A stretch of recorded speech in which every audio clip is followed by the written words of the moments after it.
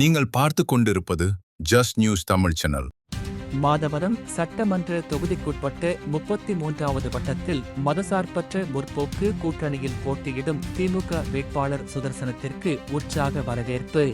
மாதவரம் சட்டமன்ற தொகுதி மதசார்பற்ற முற்போக்கு கூட்டணி சார்பாக போட்டியிடும் திமுக வேட்பாளர் சுதர்சனத்திற்கு 33வது வட்டம் சார்பாக 33வது வார்டு கவுன்சிலர் குணசுந்தரி குட்டி மோகன் ஏற்பாட்டில் உற்சாக வரவேற்பு அளிக்கப்பட்டது.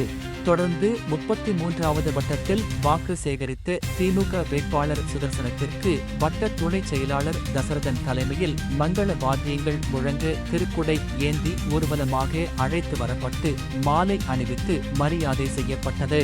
மேலும் மாதவர தொகுதி திமுக வேட்பாளர் சுதர்சனம் மக்களிடம் பேசுகையில் திமுக ஆட்சியின் சாதனைகளை எடுத்துரைத்து மீண்டும் மு.க. ஸ்டாலின் முதல்வராக பதவியேற்பார் என்றும் மகளிர் உரிமை தொகை ஆகஸ்ட் 2000 உயர்த்தி தருவது உறுதி என்றும் வாக்கு சேகரிப்பில் ஈடுபட்டார்.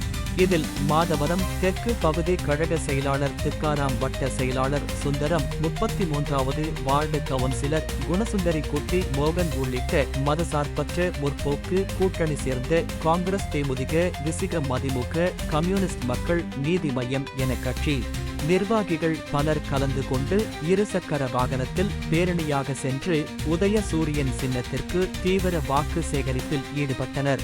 உடனுக்குடன் செய்திகளை காண ஜஸ்ட் நியூஸ் சேனலை சப்ஸ்கிரைப் பண்ணுங்க, லைக் பண்ணுங்க, ஷேர் பண்ணுங்க.